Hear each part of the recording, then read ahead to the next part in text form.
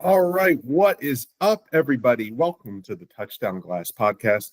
I'm your host, Michael B. Jones. You know, here at the Touchdown Glass, we are keeping it 100% real. No crazy hot takes or agendas, just good old fashioned football talk the way you like it. And as always, I appreciate you tuning in. Well, happy Halloween. It's finally here. I know everybody's excited for tonight. In my opinion, it's the most fun night of the year. So have fun, be safe. Hope your kids get lots of candy. Congratulations to the Los Angeles Dodgers and their fans, winners of the World Series. That was, even though it was done in 5 games, that was a pretty exciting series. And I think the whole world knows who Freddie Freeman is. Amazing performance by him throughout the series. I think last night was the only game he didn't have a home run, but he did have a huge hit in the 5th inning, and that was a wild 5th inning with all those errors. Looked like the Yankees really had a stranglehold on everything, and it just all came apart in that 5th inning.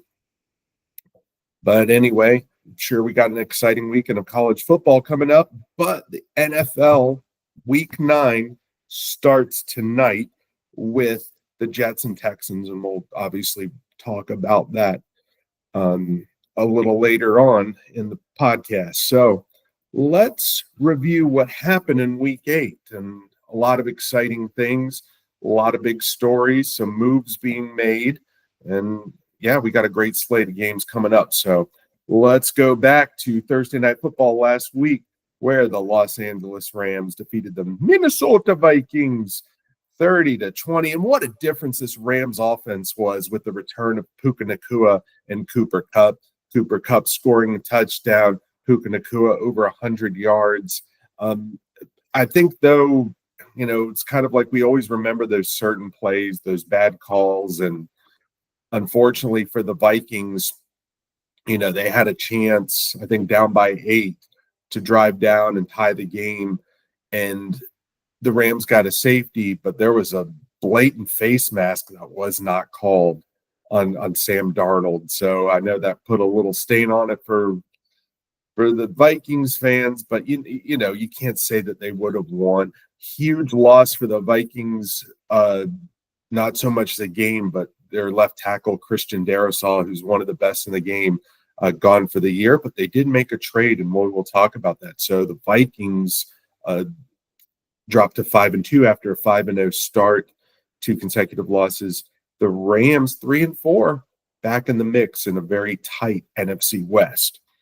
All right, the Green Bay Packers defeated the Jacksonville Jaguars 30-27. Green Bay moves to 6-2, while the Jags fall to 2-6. But if you're a Jaguars fan, you do have to be happy. Trevor Lawrence is playing better. He had over 300 yards passing again. Jordan Love did leave with a groin injury, so that is concerning. However, Malik Willis comes in again and saves the day, and it was a good back and forth game. And again, another game-winning field goal by newly acquired Brandon McManus 2 weeks in a row. So, this is just great coaching by the Green Bay Packers, because Malik Willis, we saw what he was in Tennessee. He comes to Green Bay, and Matt LaFleur just has him prepared, and that offense isn't missing a beat. So, of course, Jordan Love's a better quarterback, but what a trade that was, that acquisition right before the start of the season. All right, Arizona Cardinals squeaked by the Miami Dolphins 28-27. Arizona, another one of those teams in the tight NFC West at 4-4. I believe they're leading that division. At the Niners, Seahawks, and Cardinals, all 4-4, while the Rams 3-4. So tight. Miami, unfortunately, in Tua's return, drops to 2-6. Yeah, Tua was back, but it was not enough to hold on to a 9-point Miami lead in the fourth quarter. A James Conner touchdown and a Chad Ryland walk-off game-winning field goal was what sealed it for the Cardinals. Marvin Harrison Jr. over 100 yards receiving. Trey McBride, the tight end for the Cardinals, a big day with 9 catches for 124 yards. So just Dolphins, nothing going their way this season. All right, the New England Patriots stunned the New York Football Jets 25-22. So New England 2-6. I believe the Jets 2-5 or 2-6. And I may have made a mistake there. I don't remember if they had their bye or not. But the Jets became the first team to score 20 plus points, commit 0 turnovers, and hold their opponent to under 250 yards and lose. Previous teams that put up all those things, 750-0. Now it's 750-1, and that one being the Jets. Brissett, Jacoby Brissett, he came in and replaced an injured Drake May, and he got it done. And Ramondre Stevenson, a big game with 2 touchdowns. So all those Jets, and we're gonna talk about them later. All right, the Cleveland Browns get their second win of the season, stunning the Baltimore Ravens 29-24. Browns go to 2-6. The Ravens' 5-game winning streak comes to an end. Remember, they started 0-2, won 5 in a row. They are 5-3 now. And for the Browns, the Cleveland faithful, they say this was in honor of Jim Donovan, who is a longtime Cleveland Browns broadcaster who passed away the day before. So, very, classy to win that game in honor of him. Jameis Winston, 334 yards, 3 touchdowns, including the game winner to Cedric Tillman. This was an exciting game. And, this was Jameis's first start in 2 years. How crazy is that for him to come out and play like that? And it's like, oh my gosh, this Browns offense has life. Kyle Hamilton, though, it should be noted, he had a clean pick to end this game. Ice it. It was over and could not hold on. He's not going to drop many of those. So maybe there was the spirit of Jim Donovan saying, yeah, not so fast, Baltimore. So great win for the Browns. Not sure it's going to do much for their season, but hey, it makes it fun, right? Philadelphia Eagles go into Cincinnati and beat the Bengals, where they have not won a home game this year, 37-17. Philly goes to 5-2. The Bengals dropped to 3-5. So a lot of people thought, okay, this is where the Bengals really get it going, beating a good team at home. Here we go. Well, the problem with that was there's no T. Higgins because he got injured in Friday's practice and was not able to go for the game. And early on, the Bengals had the lead, but the Eagles just have too many playmakers. And when you're without one of your best playmakers and you don't have a good defense and the opposing team has a lot of good playmakers, yeah, I think you're in trouble. So Saquon Barkley, big game, 108 yards. Hurts and Devontae Smith, the Slim Reaper, hook up for a touchdown. Yeah, and again, like I said, the Bengals still trying to figure things out, but good win for the Philadelphia Eagles. All right, the Houston Texans defeated the Indianapolis Colts 23-20. So the Texans moved to 6-2. The Colts at 4-4, and this will be known as the Anthony Richardson tired game, right? Very bizarre that he took himself out of a play of the game and cited the reason being tired. Now, there might be more to that. We'll talk about that later. And, Anthony Richardson, he's a lot of sizzle and not a lot of steak, right? There's a lot of big plays, but just a lot of forgettable moments. And, yeah, when you're completing like 10 of 32 passes, yeah, maybe it's time to make a change. We're going to talk about that. But Jonathan Taylor did run for 105 yards and a touchdown. Wasn't enough. Stroud back to putting up better numbers, 285 yards and a touchdown. Joe Mixon, 102 yards and a score. So Texans have swept the Colts, so that's big for them. Now they really kind of have a stranglehold on this AFC South. All right, the Detroit Lions just demolished the Tennessee Titans, 52-14. The Lions go to 6-1. The Titans on the opposite end, 1-6. So this game was actually 14-all in the second quarter, but 38 unanswered points by the Detroit Lions. And you look at the stats for the Lions; they're not eye-popping, but there was 4 turnovers by the Titans and 8 penalties for 60 yards. And we do that against a good team like Detroit. They are going to capitalize, and that's what they did. It just got lopsided from there. And I believe the guy's named Khalif Raymond. I think he's a former Titan who plays for the Lions. Had a huge game, caught a touchdown, 2 big punt returns, 1 for a touchdown. So, doing it in special teams as well. So Detroit is just, who would have thought, a few years ago we'd be talking about the Lions like this, but they are mighty and they are ferocious. All right, the Atlanta Falcons defeat the Tampa Bay Buccaneers 31-26. So Falcons go to 5-3, Bucks at 4-4. Kirk Cousins and Baker Mayfield combined for over 600 yards and 7 touchdowns. Kyle Pitts caught a touchdown, each tight end for each team, Kyle Pitts and Kate Otten, each caught 2 touchdowns. So I think it was National Tight End Day Sunday, so only fitting, right? But Baker Mayfield had, a couple interceptions in the game, and that might have been the difference. And to be fair for Baker, he's still putting up these big numbers without his 2 best receivers, right, that he lost the previous week. So you can't fault him too much. And, really just came down to not executing a Hail Mary, right? Like you should be able to execute those. But in today's NFL, it just seems like it, right? And we're going to get to that. Don't worry. All right, the Los Angeles Chargers handled the New Orleans Saints 26-8. I think the Saints took an early lead in this game with a safety. There were actually 3 safeties on Sunday, so that was kind of interesting between all the games. So no end zone for the Saints. Spencer Rattler benched. This is the Saints' 6th straight loss, while Justin Herbert, solid game, 279 yards, 2 touchdowns, both to Ladd McConkey, who had 6 catches for 111 yards. Big game for him. And, good for the Chargers to get above 500. And they go to 4-3.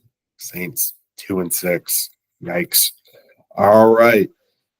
The Buffalo Bills took care of business in Seattle against the Seahawks 31-10. Buffalo goes to 6-2. Seattle drops to 4-4. So no DK Metcalf for the Seahawks, but I don't know if he was a 21-point difference maker. Of course, it was close early, and the Hawks, were trying to keep pace, but they definitely had some miscues in the red zone, and maybe he would have made a difference. I'm not sure, but 283 yards and a couple of touchdowns for Josh Allen. James Cook on the ground, he had 111 yards and 2 touchdowns. So when you make those kind of mistakes like the Seahawks did, and you're facing an offense like the Bills that are going to put up these numbers, it's going to be tough to win those games. All right, the most exciting game, in my opinion, of the day, and maybe it wasn't really exciting throughout the game, but that 4th quarter, man, you're not going to get a better one than that. The Washington Commanders stunned the Chicago Bears 18-15. So Washington goes to 6-2, the Bears 4-3. Now, initially, because I was just so into the 4th quarter, I had the feeling that Caleb Williams outplayed Jaden Daniels, and that wasn't the case. You can look at the stat line, and then I kind of remembered earlier in that game that the Bears weren't getting anything done. Caleb was holding on to the ball too long, and the Bears offense was stuck in neutral. Commanders were getting field goals. The Bears defense was playing well. There was a questionable touchdown that was, or they called incomplete, that it was very close with Zach Ertz. So I know if the Commanders hadn't have won, that might have been a talking point. However, it's just a footnote. But Caleb, actually in the 4th quarter, obviously the big Swift touchdown, and then Caleb had a couple nice drives, including the one for the go-ahead. And then, of course, we had the Hail Mary play. That was unbelievable. Is it a great play by the Commanders, a horrible play by the Bears? You know what? Both can be true, right? And we're going to talk more in depth about this game later in the aftermath of it, because it's just too much to talk about as a game summary. So we're going to talk a little bit more about that here in a bit. All right, the Kansas City Chiefs remain undefeated, the only undefeated team in the NFL right now, and they go to Las Vegas and take care of the Raiders, 27-20. So not a flashy game for the Chiefs, but again, they just do what they do, right? Do what they have to do to win. Mahomes hooked up with Travis Kelce and Xavier Worthy for touchdowns, and this was actually an encouraging game if you're on the Travis Kelce bandwagon still, because a lot of people say he's washed, his mind's on other things. It could still be true. However, he had 10 grabs for 90 yards, and obviously a huge factor in the game. Hats off to the Raiders for making it competitive. But again, Chiefs just go in and take care of business. Newly acquired receiver DeAndre Hopkins, 2 receptions for 29 yards in his Chiefs debut. All right, the Denver Broncos, no problem with the Carolina Panthers as they win 28-14. Denver goes to 5-3. The Panthers 1-7. So after being down, I think 7-0 to the Panthers, the Broncos went. They had a 21-point second quarter, and they never looked back. Obviously, Bryce Young, looked somewhat decent. He did throw a couple picks, but 224 yards and 2 touchdowns.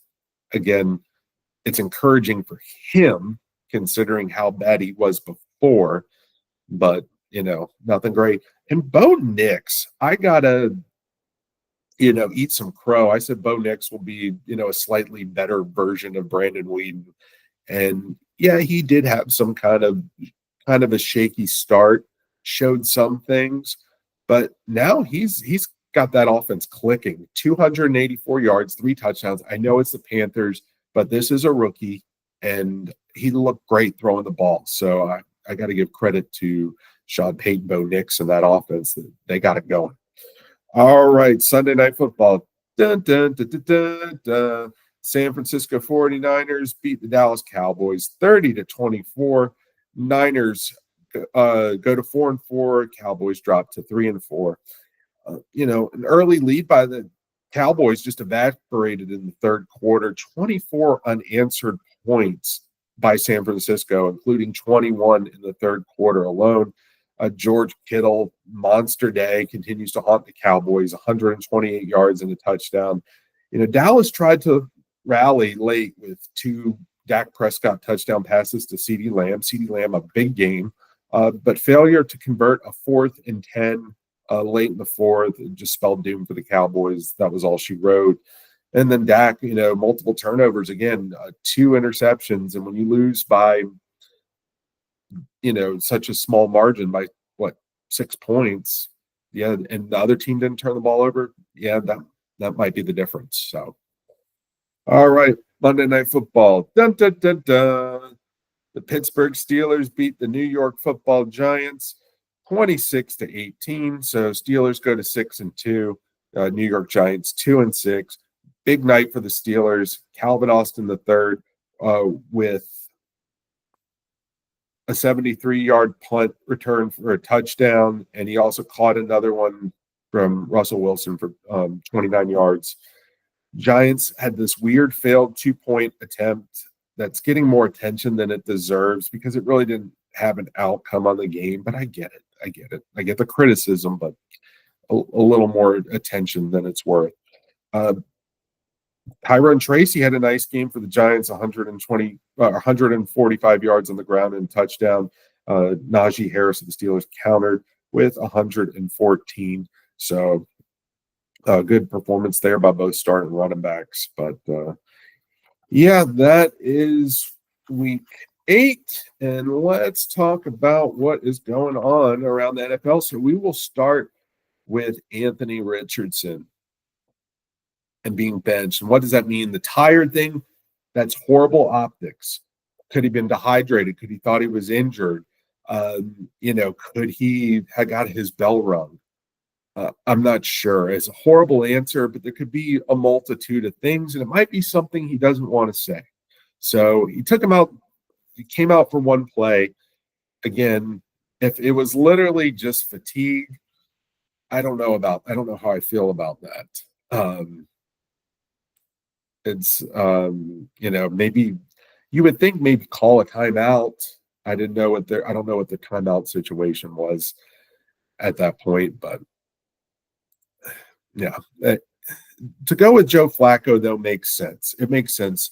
And it's not just the tired thing, it's this what Anthony Richardson struggles to, have a 50 or 60 completion percentage, which, you want your guy at least somewhere mid 60s, upper 60s, right? And he struggles to do that. He's a great athlete, he can make some big plays. And that's why the Colts drafted him. And I think that was a good hire for Shane Steichen. What he did with Jalen Hurts, thought maybe he could do it with Anthony Richardson. Maybe Anthony Richardson, he's a young guy. He's only like 22 years old. And I think the idea was playing him right away was he hadn't played a lot in college, but his numbers weren't great as far as completions percentage, but the athleticism was off the charts. So they thought, let's get him in more reps. This is only going to help him get better. And I'm sure it has, but it's not progressing along with the rest of where the team needs to. He's not where he needs to be to get this team over the top, right? To get them into the playoffs. And this team, they have the team to do it, right? Because they nearly made it last year with Gardner Minshew. I like Shane Steichen as a head coach. And we see what a veteran Joe Flacco looks like, right? Joe Flacco, kind of a forgotten guy after Baltimore dumped him, journeyman, gets an opportunity with Cleveland. It looks like his health's right, his mind's right, and it's clicking. Now, how long is it going to go for? How many more years does Joe Flacco have left? I don't know. He's 39 years old. But he gives them the best chance to win right now. And it might be better for Anthony Richardson to sit back, watch, and get that mentorship from a championship winning quarterback. I think it makes all the sense in the world. I don't know if the Colts can win the division now after dropping a couple to the Houston Texans. And I'm going to have something to talk about them here in a bit, because now it's almost like a 3-game lead, right? They were swept, and they also have, so it's the head-to-head plus 2 games. So it's like a 3-game lead. That might be too much to overcome in a very bad AFC South outside of Houston, right? You got 2 bottom feeders and the Jaguars and the Titans, but it looks like the Jags are at least starting to compete now. But good move, makes sense with that roster and that head coach. I think the Colts could go on a run and definitely make a playoff push. And I don't think Anthony Richardson, given his age, I don't think it's over for him. But obviously, there's probably a little more maturing and a little bit more sharpening that he needs. And I think it's good for him to sit right now. All right. So the Jaguars actually traded tackle Cam Robinson to the Minnesota Vikings because of the injury to Christian Darrisaw. So Vikings have dropped 2 in a row, and not having your star tackle, yeah, that's not good. So this is a good move by the Vikings. It's a very competitive NFC North. They are going to get the Lions again. They've already beaten the Packers once. So they're, very much in the thick of things. I think they're thinking 1 seed. Now, I don't know if I think Detroit's kind of taken that leap ahead of them. They look like the better football team, but remember, they played Detroit pretty tough. Tougher since anyone has since the Tampa game, the only Detroit defeat. So this is a smart move. This is what good organizations do. All right, Deontay Johnson traded to the Baltimore Ravens. So again, and they're going for it, right? The Ravens bring in Derrick Henry, and now they're bringing in Deontay Johnson from the Panthers to give Lamar Jackson another weapon, just make that offense even more dynamic. Great move by the Ravens. Is this the move that puts them over the top? Because if it doesn't, although their defense isn't what it was, that offense is something to be reckoned with. And if this move can't put them over the top, I'm not sure what will. For the Houston Texans, Stephon Diggs out for the year, and that's big. That's big, right? And even though they got a stranglehold on the AFC South, this team has other aspirations beyond the division. They will eventually get Nico Collins back, but he's still absent. So Diggs gone and Collins gone. We've seen CJ Stroud's play kind of be a little up and down. And, he's still a very good young quarterback. It was a little up and down last year, but he was a rookie, so everyone gave him a pass when he had a forgettable game, right? And I get it. It makes sense, right? Because he was just exceeding all our expectations, and so were the Houston Texans. So that's a big loss. They made that acquisition of Stephon Diggs, thinking, all right, this really makes us a player here in the AFC. So with him out, Nico Collins out, they're really going to have to rely on that running game with Joe Mixon, which has been very good thus far. All right, let's talk about the Bears, the Chicago Bears, and the way they blew the end of that game. Obviously, Tyreek Stevenson is taunting the crowd on that Hail Mary play when the ball is hiked, right? And the Commanders receivers are running toward the end zone, okay? I mean, that is just awful that he's out there celebrating. Let the Bears fans in the stands do that crap, right?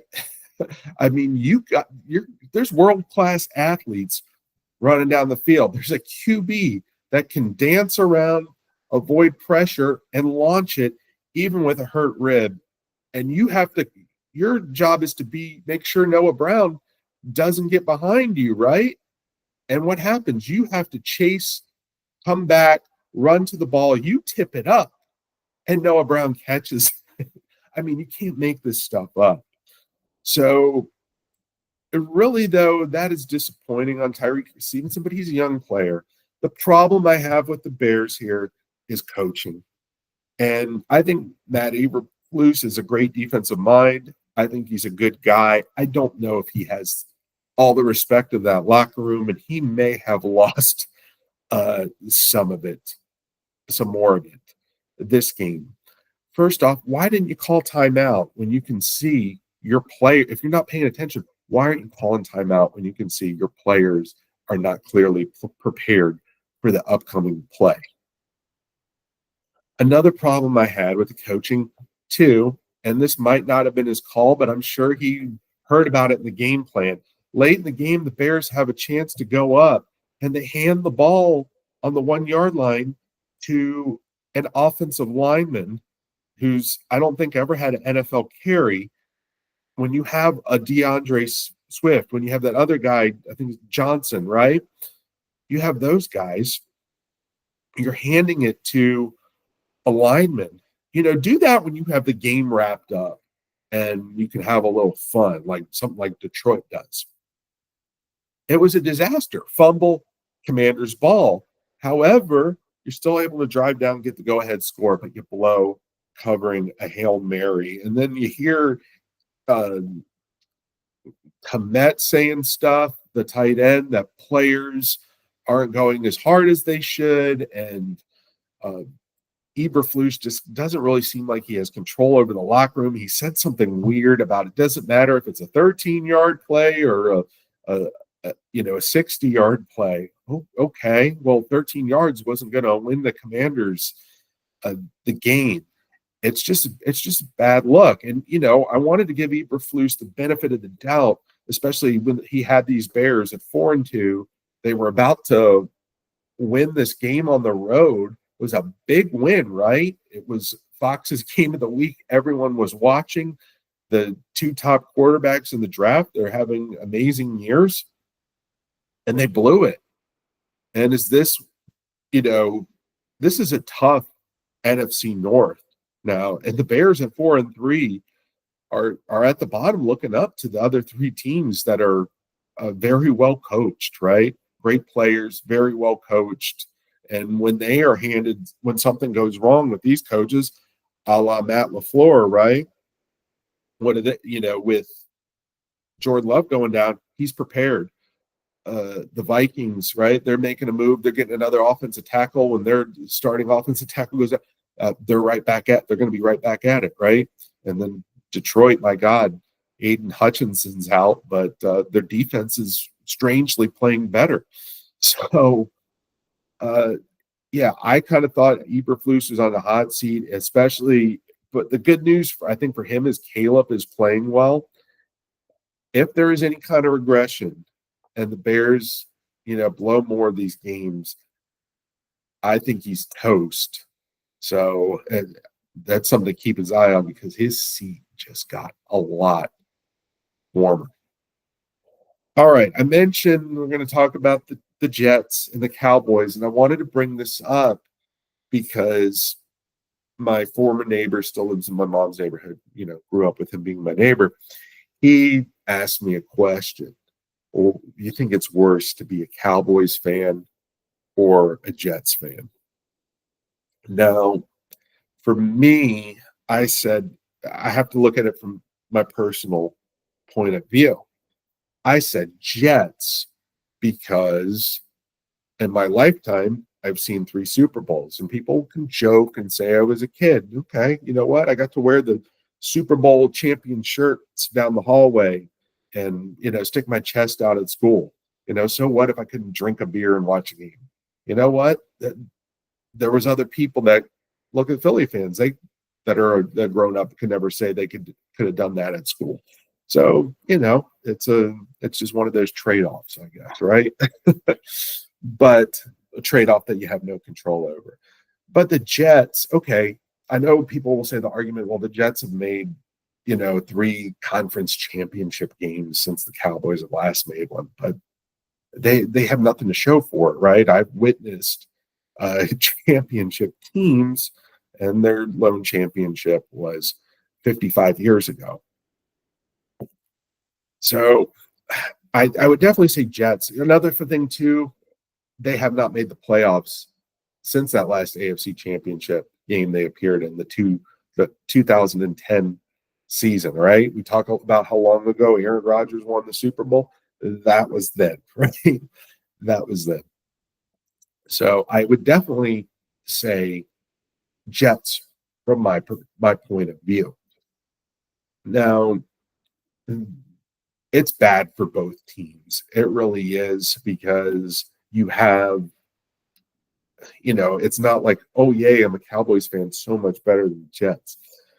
It's bad for both teams because you have Jerry Jones set in his ways. He's making money hand over fist, and he's got the most valuable franchise in the NFL. And Cowboy fans, I'll give them credit. They're finally voicing their opinion. They're finally, not buying gear as much, not going to the stadium as much. You're starting to see opposing fans fill that stadium. So they're, for the most part, doing their part, and they're not going around, like other people would make you think, beating their chest, saying, we're going to, turn this around and go to the Super Bowl. There's a few stupid fans that'll do that, but, the reality's finally set in. You've got to give them some credit here. So they're in a tough spot because, Jerry's not selling. Who knows? Never going to wish death on anybody, but who knows how much longer he's gonna live. And as long as he's breathing, he's going to be running that football team. And I'm not sure Stephen Jones is much better, right? You can't sign a free agent. He whines like a cranky old man every time you bring up the salary cap. There's like, oh, there's nothing you can do. Okay, but somehow, we had to pay our players. We had to pay Dak. We had to pay CD. Well, the Eagles are paying all their guys, their quarterbacks, their receivers, and they bring in Saquon Barkley. I mean, there's just no excuse. You had Derrick Henry, Saquon Barkley. It was no excuse. I know the offensive line's young. Give them some help with the stud running back, right? And that's another big problem. People want to pile on Dak Prescott, and maybe that's rightfully so. He signed that contract, and he's turning the ball over a little too much. However, I think if we are realistic about Dak Prescott, we know he's a quarterback that needs some help around him, right, to perform at peak level. And he doesn't have a running game, right? He's got, CeeDee Lamb, and then some guys like Jake Ferguson, who I think can be a pretty good tight end, and maybe Jalen Tolbert turns into something, but they're not those guys yet. So, you can blame Dak all you want, and he definitely deserves some of it, but I don't think that's the root cause there. It starts at the top of this front office that they did not put an adequate roster together. I'm not even blaming Mike McCarthy or Mike Zimmer. Those are, again, those are just easy targets. This thing with the Cowboys, I think, was done in the off season, and there's no reasons for them to be buyers at the trade deadline. When you're 3-4, and there's other teams in the division like the Commanders, like the Eagles, clearly better than you. They're neck and neck, 6-2, 5-2. I don't think you're going to crawl back into it. I really don't. But the Cowboys always seem to make it somewhat interesting. I just don't see it. I don't. Now let's turn over to the Jets. Problem with them is ownership too. Woody Johnson, right? And you had a situation where we kept hearing this team's a quarterback away. The defense is there. They got some offensive playmakers and Breece Hall and Garrett Wilson. The defense is there. They're a quarterback away. And here comes Aaron Rodgers, and we just don't want to live in the reality of the situation. Now, I'll eat some crow. I thought, after they lost to San Francisco, which I didn't beat them up for, they won a couple games. I said, okay, here they go. They have a little something. It's time to get excited about the Jets. And they haven't won since. And, you can't rely on a 40-year-old quarterback who's not in his prime anymore, coming off an Achilles injury, not always focused on football, maybe just that's for lack of a better way to articulate this, right? Sometimes his mind is definitely on other things, and that's okay. But when you're starting quarterback, you really have to be locked in. Not sure he's always all the way locked in. I'm just going to leave it at that. You bring in Devontae Adams. That makes no difference. This team's not going to the playoffs. You fired your coach in the middle of the year, and your defense which he was a defensive specialist, defense was playing great. It's gotten worse. So I don't know, out of these two franchises, what's going to happen with Aaron Rodgers beyond this year, right? I mean, you've kind of let him be your GM, and and changing up your coaching staff and bringing in certain personnel. What does it look like beyond this year for the Jets now that have all these young players that they like? They're really going to have to start paying, and maybe some of them have already got contracts. Forgive me if I don't know that. Yeah, I don't know which situation is going to get better before it gets worse. I really don't. All right. Well, let's preview some of these games. So we got week 9, starting with Thursday Night Football, Houston Texans at the New York Jets. So if the Jets, is this one last stand? Texans a little beat up with their playmakers. I think they got to get the ball to Joe Mixon and use C.J. Stroud, get him moving out of the pocket, make some plays. And I think they have a shot to drive the final stake through the Jets' heart.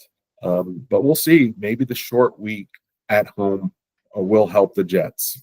We will see.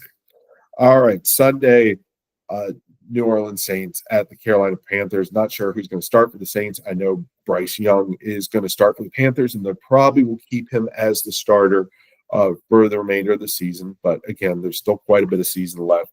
So we will see. Fight. Can the Saints finally end that 6-game losing streak? Well, this is your best chance to do it. All right, the Washington Commanders at the New York Football Giants. So the Commanders were able to squeak by the Giants earlier in the season. Remember that the Commanders, really before this offense got going, it was an all field goal game. I believe that was their first win of the season. And now we look at where the teams are weeks later. just going in opposite directions. So I don't even remember the last time the Commanders went into MetLife and won a game, but I think really like their chances here.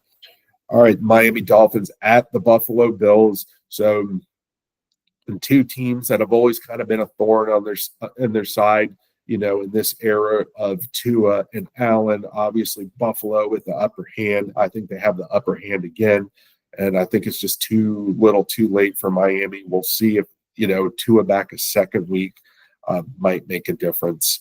But Buffalo's rolling. They get that running game going like they did the first time they played the Dolphins, where Tua got injured.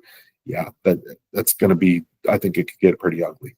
All right, the Los Angeles Chargers at the Cleveland Browns. So I think there's going to be great energy in Cleveland this weekend with Jameis Winston starting. The Chargers. It's a winnable game. I'm kind of liking these Brownies. I think they're feeling themselves, and I think they can get the win here. I think they can. Would not be shocked if I'm wrong on this one. I think it's going to be a field goal game, but there's going to be some energy and excitement in Cleveland, and why not? It's always fun when there is, even if the Browns don't win. All right. The New England Patriots at the Tennessee Titans. Okay, so New England got a win last week. Crazy, had never been done before with those numbers that the Jets had put up, but it happened. And, the Titans, they're not a world beater. So somebody's got to win here. And I think it would be a big win for the New England Patriots to get back-to-back wins with this young team. I'm not sure if Drake May is going to play or not, but either way, young team, young head coach, and for them to get to 3-6, I think they should feel pretty good about themselves. And I think there's a good opportunity to do that. All right, Dallas Cowboys at the Atlanta Falcons. So things are not getting any easier for the Cowboys to go down to Atlanta and play in that dome. And, the Falcons got playmakers all over the place. I don't know if Dallas is getting any of their guys back. Doesn't look like Parsons or Bland or any of them are going to be back yet. So it really comes down to Dak and CD and that offense. Can they kind of create anything and protect that football? They're going to have to do it if they're going to have any kind of a chance here. I just don't see it happening. All right, the Las Vegas Raiders at the Cincinnati Bengals. So Cincy, you should have, good opportunity to win a home game last week, and you got blown out. This week, a team that doesn't have as many explosive playmakers is coming to town. You got to take care of business. If you have any shot at the playoffs, one last stand for the Bengals, they got to beat the Raiders. All right. The Denver Broncos and the Baltimore Ravens. So I think this one is going to be a lot of fun. It's going to be very competitive. Deontay Johnson, we'll see if he plays and what kind of factor he can be for the Ravens. But we know Denver's defense can play. We've seen them find a little offense now with Bo Nix and getting him moving and making plays. So I think this is actually going to be a very good game. It is not a gimme for Baltimore. All right, the Chicago Bears at the Arizona Cardinals. So how do the Bears respond after this loss? This is key, right? How do they respond? Yeah, that's what we're going to see. Cardinals, you never know what you're going to get from them. Kyler Murray, he can make some plays, but sometimes, he gets stuck in neutral too. So this will be a fun one to watch. But again, I really want to see how those Bears respond. All right, the Jacksonville Jaguars at the Philadelphia Eagles. So Doug Peterson returning to Philly. I think that the Jags can play the way they're playing right now, can play with the Eagles. Again, what makes it difficult in beating the Eagles is these playmakers that they have. So I still give the edge to the Eagles, even with a Jacksonville team that's playing better. They're just not winning games. All right, the the Los Angeles Rams at the Seattle Seahawks. This is big because I think Might be kind of an elimination game in a sense, right? And did the Seahawks beat the Rams earlier this year? I'm not sure, but it could be in this tight NFC West, right? One team is kind of able to pull ahead while the others, looking up at the rest of the division. Remember, the 49ers don't play this week. We'll see what happens with the Cardinals. So a big game in this tight NFC West. It should be a lot of fun. And Rams coming off 10 days rest. And remember, Cooper Kupp, Nakua, it's a new Rams team. So hopefully the Seahawks can have DK Metcalf back and we can have some explosive plays in this one. All right, the Detroit Lions at the Green Bay Packers. So a big matchup in this mighty NFC North.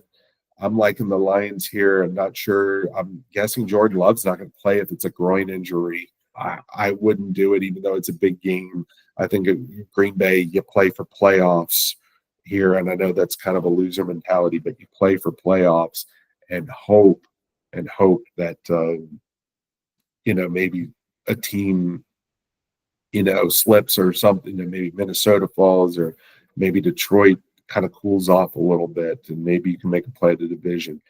But I think you start Malik Willis here and have Jordan Love ready, because I think you are a postseason team. All right, Sunday Night Football. Dun, dun, dun, dun, dun, dun. At the Indianapolis Colts at the Minnesota Vikings. So Joe Flacco getting the start. We've seen what that Colts offense looks like with Flacco. Vikings coming back home after losing 2 in a row. So, yeah, this is a big game for both teams, right? Because the Colts have playoff aspirations and the Vikings are trying to keep pace with the Packers and the Lions, who play each other. So that helps them. That's really big if they're able to get a win, because they're going to keep pace with that first place team in the North. I think it's going to be a fun game. It's no gimme for the Vikings. Like I said, with Flacco in there, he's going to give that Colts offense a boost, and it's going to be a fun game. Two good young head coaches, by the way, and Kevin O'Connell and Shane Steichen, just great offensive minds here too. So it'll be a fun chess match there. All right. Monday Night Football. Dun, dun, dun, dun. The Tampa Bay Buccaneers at the Kansas City Chiefs. So Tampa played tough despite losing their wide receivers. They were able to put up points and move the ball in the Falcons. However, it wasn't enough. Now they go into Kansas City, who's really not necessarily lighting it up on the scoreboard, but Chiefs defense on the road, it's going to be a tough one for Baker. He's played decent in Kansas City before. So I think we remember that playoff game he had in Cleveland where the Browns almost pulled it off.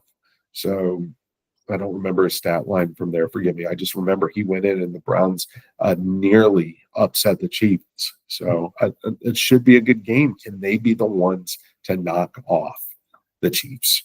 All right. If I didn't mention the Pittsburgh Steelers, that's because they're on a bye. I already mentioned the San Francisco 49ers are on a bye. All right. Please, everyone, have a safe and happy Halloween. Hope everyone gets lots of candy, has lots of fun, and enjoy those games.